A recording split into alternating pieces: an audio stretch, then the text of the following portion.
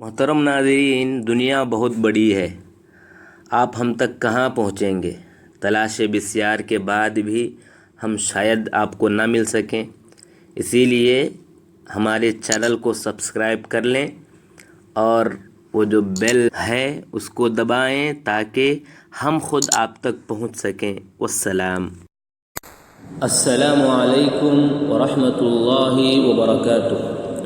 محترم ناظرین، سیرت محمد صلی اللہ علیہ وسلم کے دوران جب بات فتح مکہ کی آتی ہے تو اکثر ہم یہ سنتے ہیں کہ آپ صلی اللہ علیہ وسلم نے لوگوں کو معاف کرتے ہوئے کہا کہ اذهبوا فانتم الطلقاء، اذهبوا فانتم الطلقاء، اذهبوا فانتم الطلقاء، یعنی یہ لفظ اللہ کے نبی صلی اللہ علیہ وسلم نے لوگوں سے کہا۔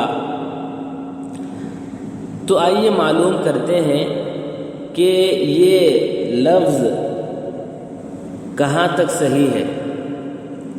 کیا اللہ کے نبی صلی اللہ علیہ وسلم نے واقعی میں یہ لفظ کہا؟ کیا کسی حدیث سے یہ بات ثابت ہے کہ اللہ کے نبی صلی اللہ علیہ وسلم نے لوگوں کو اذهبوا فانتم الطلقاء کہا ہو؟ تو جب آپ تحقیق میں اتریں گے تو سیرت ابن ہشام میں جلد نمبر 2 صفحہ نمبر 412 میں ایک روایت ہے۔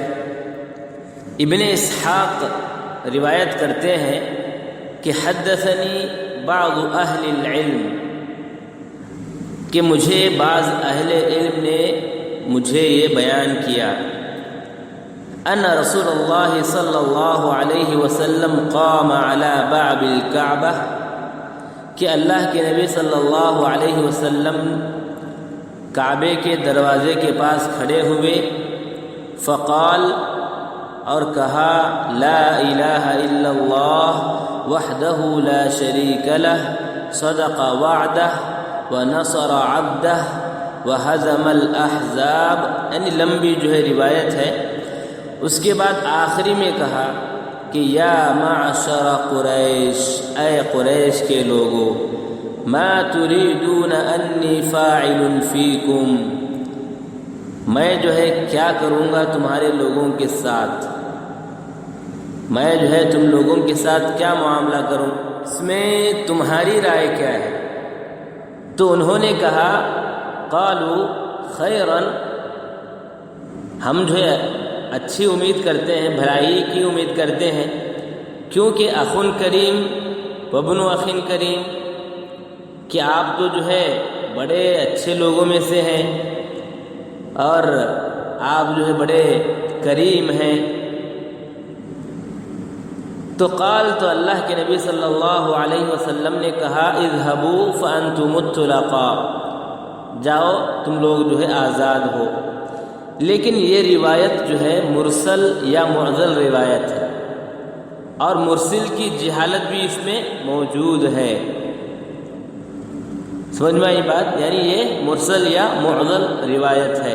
اسی طرح امام شافعی رحمہ اللہ اپنی کتاب الام میں جلد نمبر 7 صفحہ نمبر 380 پر 2 میں یوں لکھتے ہیں، یعنی اسی حدیث کو بیان کرتے ہیں الفاظ کے اختلاف کے ساتھ، اور وہ بھی معضل روایت ہے۔ اس روایت کو امام علامہ البانی رحمہ اللہ نے سلسلہ الضعیفہ میں 1160 پر 3 حدیث نمبر ہے، اس میں یعنی ضعیف کہا ہے۔ اب آئیے یہ معلوم کرتے ہیں کہ ٹھیک ہے، اللہ کے نبی صلی اللہ علیہ وسلم اذهبوا فانتم الطلقاء جو کہے ہیں، یہ روایت ضعیف ہے، معضل ہے۔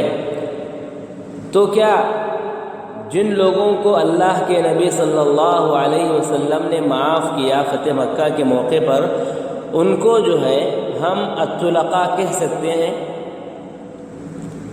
تو اس کا جواب یہ ہے کہ ہاں، ان کو الطلقاء کہہ سکتے ہیں، کیونکہ روایتوں سے ثابت ہے کہ ان کو الطلقاء کہہ سکتے ہیں، جیسا کہ بخاری کی روایت ہے حدیث نمبر 4353 اور مسلم کی روایت 1050/9 عن انس قال، انس رضی اللہ تعالی عنہ فرماتے ہیں لما كان يوم حنين التقى هبازن ومع النبي صلى الله عليه وسلم 10,000 والطلقاء فأدبروا۔ پھر آگے راوی کہتے ہیں کہ فانہزم المشرکون فأعطى الطلقاء والمهاجرين ولم يعطي الانصار شيئا، کہ جب جو ہے حنین کے دن حوازن کے ساتھ جو ہے مسلمانوں کی فوج مدبھیڑ ہوئی تو اللہ کے نبی صلی اللہ علیہ وسلم کے ساتھ 10,000 جو ہے لوگ تھے، اس میں طلقاء بھی تھے، طلقاء یعنی آزاد کیے ہوئے لوگ بھی تھے۔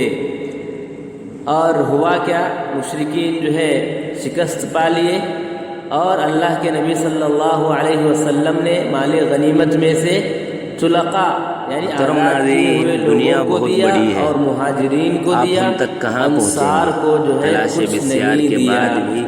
ہم شاید آپ کو نہ مل سکیں، اسی لیے ہمارے چینل کو سبسکرائب کر لیں جو لوگ معاف کیے گئے تھے تو ان کی جو ہے ٹولی، ان کی جماعت جو مراد ہے پہنچ سکیں۔ اسی طرح مسند احمد کی بھی روایت ہے 19,215 حدیث نمبر ہے کہ اس میں بھی کہا گیا کہ طلقاء جو ہے باقاعدہ استعمال کیا جاتا تھا۔ تو معلوم ہوا کہ فتح مکہ کے موقع پر آپ صلی اللہ علیہ وسلم کا اذهبوا فانتم الطلقاء کہنا صحیح حدیث سے ثابت نہیں، وہ روایت معضل یا مرسل ہے۔ ہاں البتہ فتح مکہ کے موقع پر جن لوگوں کو اللہ کے نبی صلی اللہ علیہ وسلم نے معاف کیا ان کو طلقاء کہا جا سکتا ہے۔ واللہ اعلم بالصواب۔